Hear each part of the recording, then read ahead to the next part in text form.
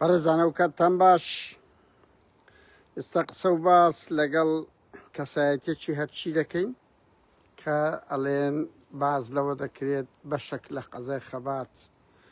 کۆنتڕۆل کرایان هەرچیەکان هاتوونەتە سەر شەقام ناڕەزایەتی دەردەبڕن دژ بەو کۆچکردنەی خەڵکی لاجان کە هەمان شێوە و ڕەفتاری بەعسیەکانە بەرامبەر ئەو خەڵکەی هەرچیەکان ئەڵێن قبوڵمان نییە وا لەگەڵ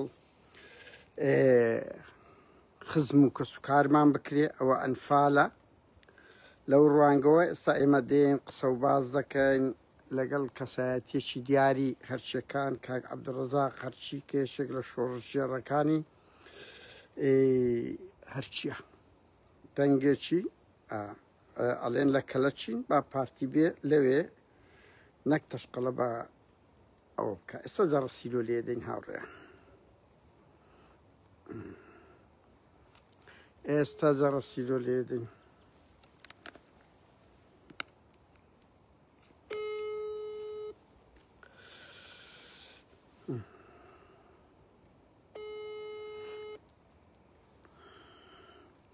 ئێستا ئەڵێن چەند شوێنێک لە کەلک هەرچێکە هاتوونەتە سەد ئەو یەک دەقا قەتعی کرد بە پێی ئەو زانیارانەی درایتە من هەرچەکان خۆیان بەستاوە دەبین کا خورشید هەرچی هاتیتەوە مەیدان هەڕەشەی کرد حەیدەری برای هەڕەشەی کرد ڕەوشەکە ئالۆز بووە بە هیوان نەگاتە ئاستی خوێن ڕشتن بە ڕێگایەکی مەدەنی پارتی چارەسەری ئەو شتە بکە ئەوە هیچ ئازایەتیش نییە لەو پارتی دیموکراتی کوردستان ئەو هەموو هێزەی هینایتە سەر ئەوە ئەو خەڵکە ڕەش و ڕووتەی ئەوە تەواولۆی بکەینەوە کردیەوە کاک ڕەزاق چۆنی باشی؟ سەلامەت بی مەمنون. ئێستا تو لە ناو لایڤی کاک ڕەزاق نوێترین هەواڵ لە کەلک چییە و ئامانستان چییە لەو خڕبوونەوەی کام بەڵێ لە قەزای خەبات لە هەموو لایکووە نەکرد هەرکی هەم خەڵک هەستاوە لە چێن دەر و چێن دەر لە هەردوو جسری کە بەرەو دهۆک دەڕواتن بەرەو مووسری دەڕواتن باڵێ هەردوو جسری بەرەو مەسفای کار گیراوە مەسفای کە بەێ مافرەقی کەورگۆسی گیراوە مەفرەقی تۆبزاوە گیراوە ئەو جماعات وە لە سەخەتە لە بادینانی شەستان بەعام لە بادینان هەستان یعنی بە پێی ئەو زانیارەتی لە هەموو کوردستان هەرچەکان هەر شوێن دەرەنجە بۆ هەڵساون کاک ڕەزاق ئامانستان چییە داخوازیتان چییە؟ داخوازیمان تەنها ئەوەندە بۆ نەماندە هێش بگەتە ئەو ڕادەی کە سوکاتی بە عەشیرەتی هەرکی بکرێتن ملەتەی بکرێتن بەڵێ ئێستا مادام گەشتە ئەوەی کە سوکاتی ماڵ و منداڵ وەکو ساڵی 91 ماڵ و منداڵ ئەنفال ببن بەڵێ یعنی غیرەت تاکەین بەڵێ کەرامەت تاکەینێ کە کەرامەتمان چۆ بمێنین باشترە بەڵێ بەداخەوە زۆر زۆر بە شەرەفترە نەگەر کەرامەتی ما بشکێتن ئەوە سوکاتێر هیچ کاتێک لەگە توندوتیژی نەبووینە بەڵام هیچ کاتێکیش لەگە قەدری نەبووینە قەدرمان پێ قبول نییە بە هیچ شێوەیەکی قەدرمان پێ قبول نییە یان ئەوەیە دەمرین یان ئەوەیە ئەو قەدری قبول ناکەین بە هیچ شێوەیەک کاک ڕەزاق لێرەوە بە هەرچیانی کا قادر مساعدەم بکەم من لێرە بە هەرچیانی دەڵێم ڕابنگەری هەرچیا بەڵێ ئەوڕۆ ڕۆژە خیرەتەیە بەڵێ هەر تشتێک بێتە سەرە هەرکیە بەڵێ شەرەفۆمە هەرکیە هەمیوا یەکە بەڵێ خیرەتەمە هەرکیە هەمیوا یەکە بەڵێ وەس حەزباتیە بینن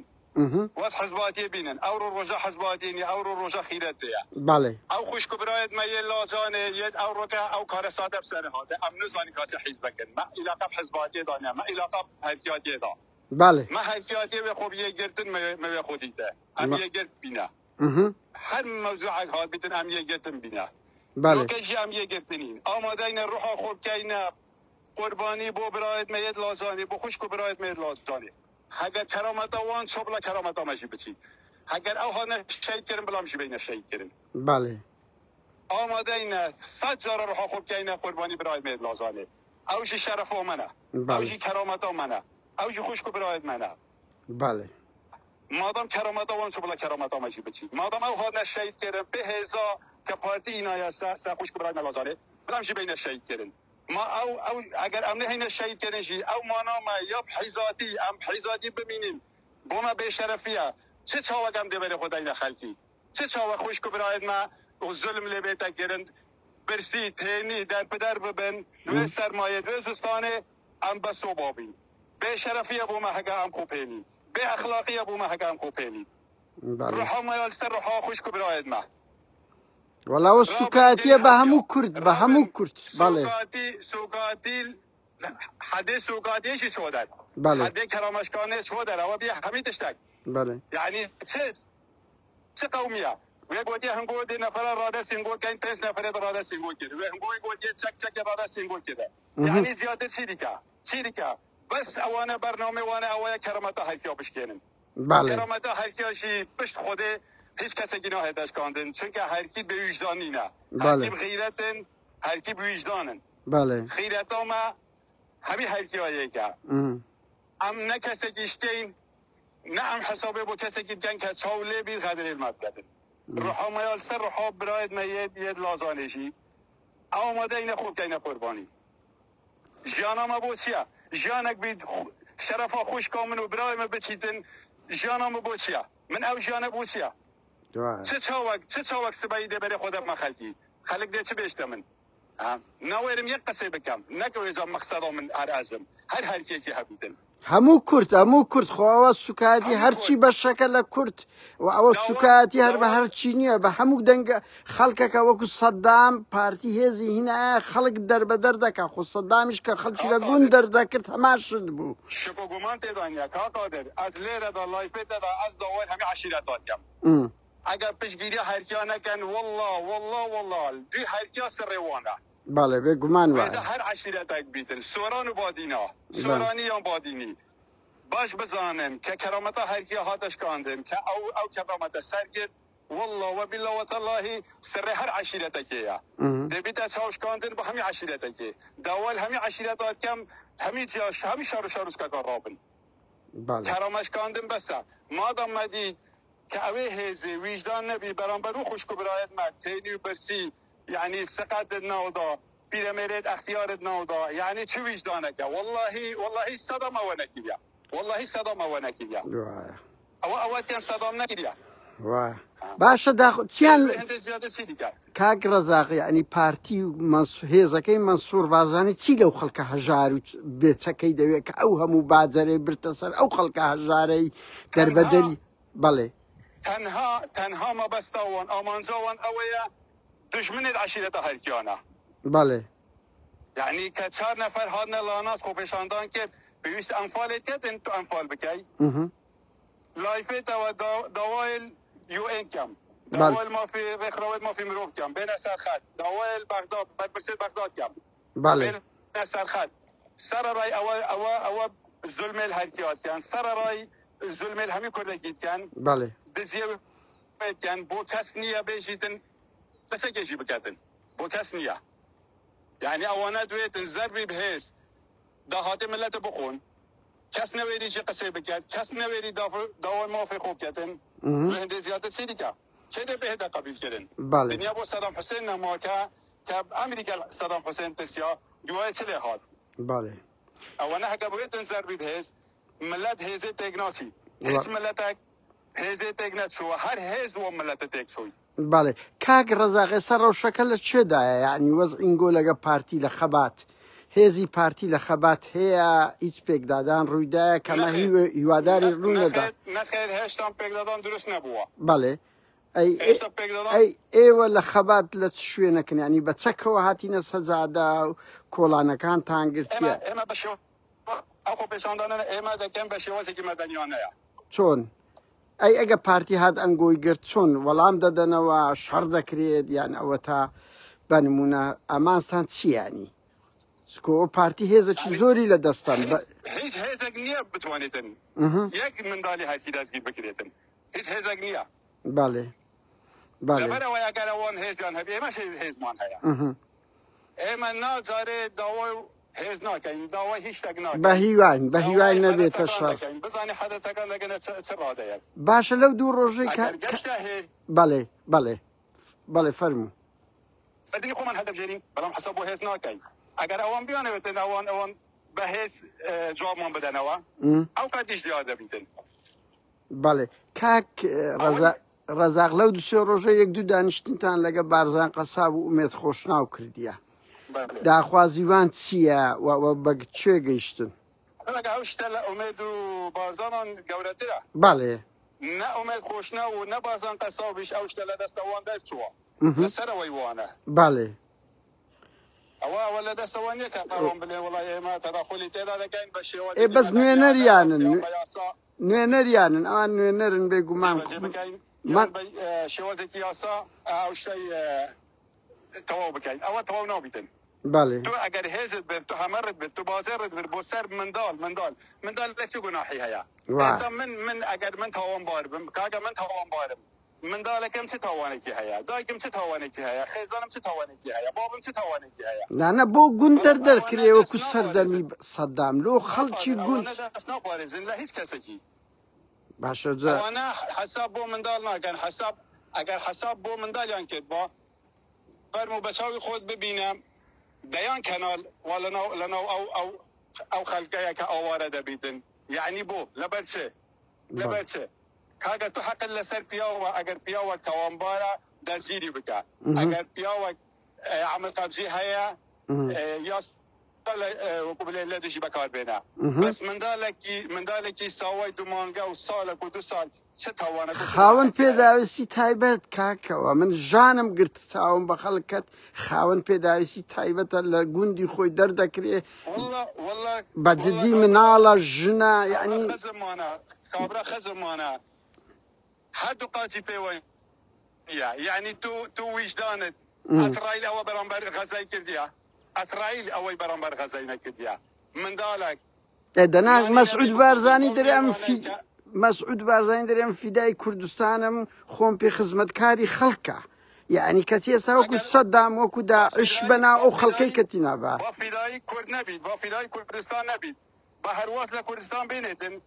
با خەڵکی کوردستان ئەنفال نەکات با فیدای کوردستان نەبیتن بۆچی فیدای کوردستان بەرامبەر کێ فیدای کوردستانە نانەوەکو دروشم وە دەڵێ بە دروشم دەڵێم پێشمەرگەی کوردستانم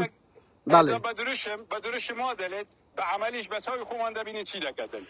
بە دروشم نابێت بە عمل دەبێت بە عمل بە چاوی خۆمان دەبینێت چی دەکات بەڵێ کاک ڕەزاق عمل لەکوێ بەڵێ کاک ڕەزاق کاک خورشید هەرچی و کاک حەیدەری برای هەم کاک خورشید پەیامەکی شۆڕش جێڕانەی دەرکردیە ئەڵێ ئێمە قبوڵمان نییەوە لەگە هەرچیەکان بکرێت کارەساتی لە دوو دێتن هەم کاک حەیدەری برای ئالوگۆڕ ڕوویدایە یعنی تا دوێنێ بەڵێ ئەتوو کە کەسی نزیک چیوانی بەڵێ بڵێمە تو سەدان کەس ئێستا بڵێ هەر لە لایەکی سەدان کەس و هەزاران کەس کۆبووینەوە یعنی ئێستا لە بەردەڕەش بەڵێ ینی هەرچیەکان لە هەموو شار و شارۆچکەکانی کە لێ بەڵێ خەلکی دەرەوەی هەرچیەکانی عەشیرەتەکانی دیشە بە تایبەتی لە قەزای خەبات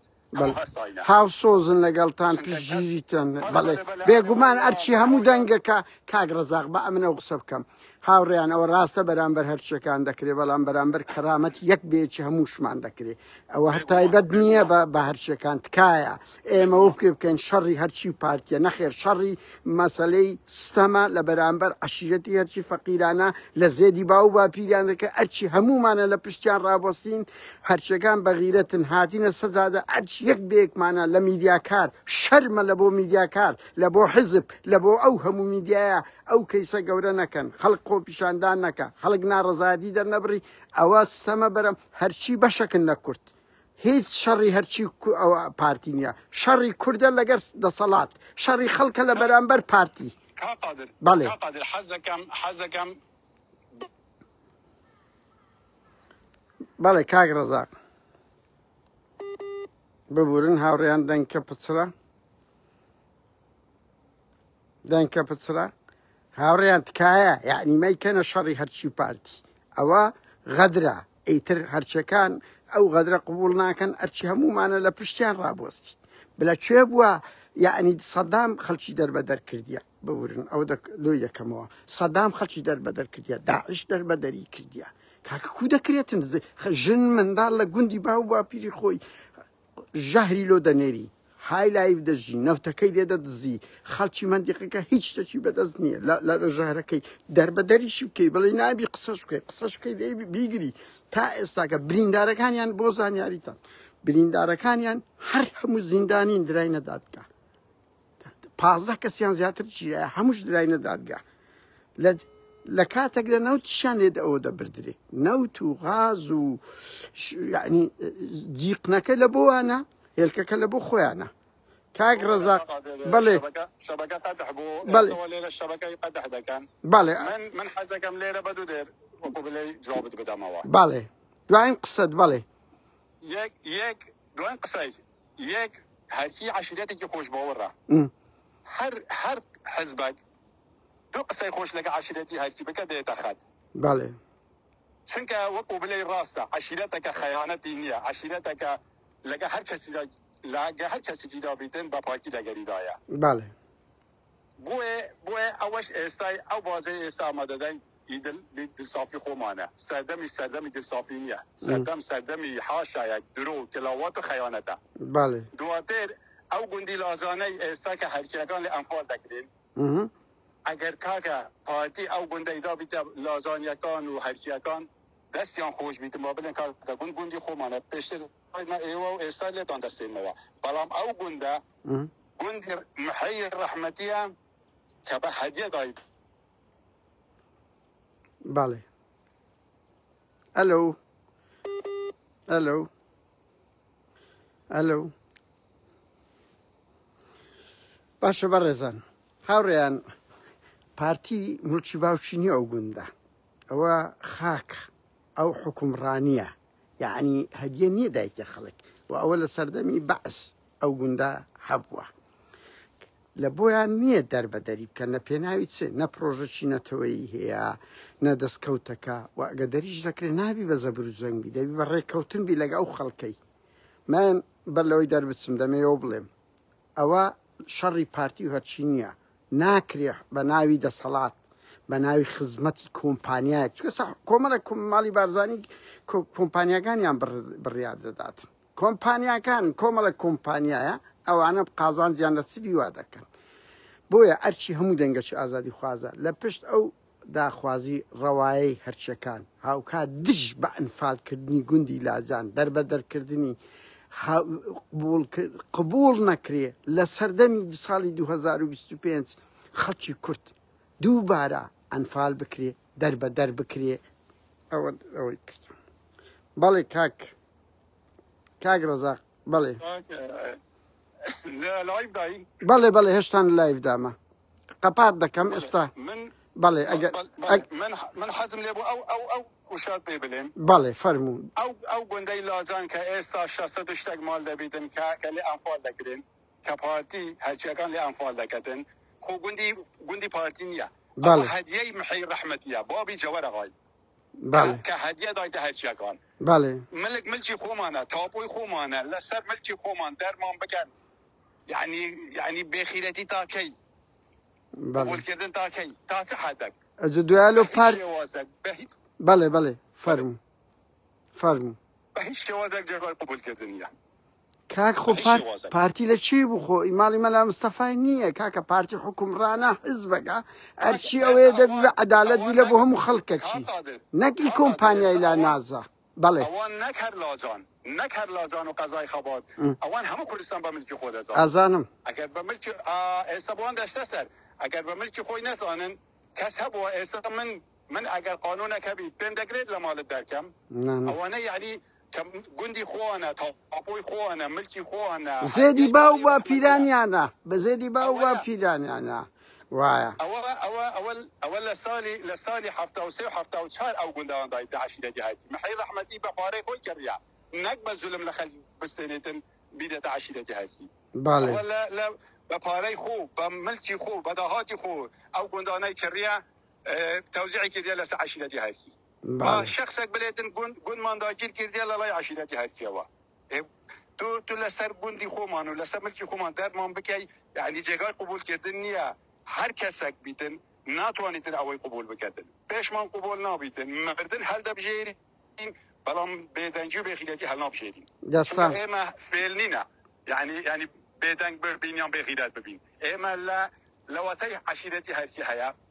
همو کات بدنگ بوینه همو کاتیش بخیلات بوینه هیچ کاتک بخیلات نبوینه هیچ کاتکی چاومان لقدر نبوه بلام غدر لا هیچ کسی که قبول ناکەی دەستان خۆش بیت ئەرچی هەمووشمانە لە پشتان ڕابوەستین و ئەو ستەما لە بەرامبەر هەرچی نییە لە بەرامبەر هەموو خەڵکەوە ناکرێت پارتی و مەسعود بارزانی وەکو سەدام و ئەتاتورک خەڵک لە زێدی باو باپیری خۆی دەربکاتن ئەوە سوکاتیە بە هەموو کورد ئەوانەی خاوەن کەرامەت بن و شەرمە زۆر سپاس کاک ڕەزاق زۆر سپاس بە ئەو بەشداریەت لەگەڵمان سپاس ئاگامان لێک دکتۆر زۆر سپاس هاوڕیان دوایین شت ئەوە زۆر خەتەرە پێشنە گیری ئاوا وەکو سەدام چیمیاییش لە خەڵک دەدرێ ئەنفال ئەوە دەستی پێکرد وەکو داعش و سەدام وەکو ئەتاتورک ئەوانش هەروە بوو خۆ ئەتاتورک کە خەڵکی دەرکرد هەر هۆکارێک بوو سەدام کە خەڵکی دەرکرد هەر ئاوا بوو دەگوت یارمەتی مخەڕیب دەدرێ وایە بەهانەیەکە بووە کە تۆ گوندی خەڵکەکەت دەرکرد بە زۆرم لێ ئیتر ئەوە دەستەخانەی تاوان و ناپاچی و ئڕهابە ئەگە پێشی نەگیرێ دەیانی کە دەکرێن لە پێناوی چشە لە پێناوی قازانجی کوڕەکەی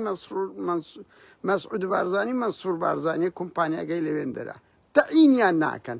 یعنی خەڵک کە چیتە خۆپیشاندانی کردێت تەعینیان ناکەن ئێستا دەربەدەریشیان دەکەن چێ وەڵای زعازمان دەکەن جار بەجار دێن خۆپیشاندان دەکەن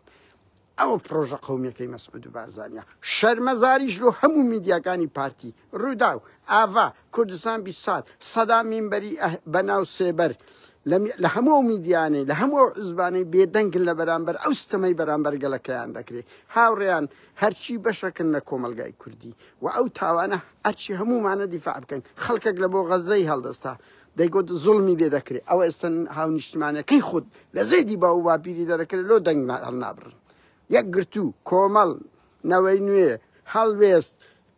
هەرچی حزبە هەرچی خەڵکە خۆی پێ ڕۆشنبیرە خۆی پێ هوشیارە هەرچیتی هەر لە ماڵ قسە مەکەن هاوسۆزیان بن بە پۆستێک بە نایەک بە ناڕەزایەتیەک هەرچی هەموومانە دیفاع لەو بکەین پێش بەو ئڕهابەی پارتی بگرن ئەگەنا خراپ دەبیت هەروە دێ لالەزار کرا ئەوە لا ناز کرا دێنن دوو شتی کەش دەکەن کاتە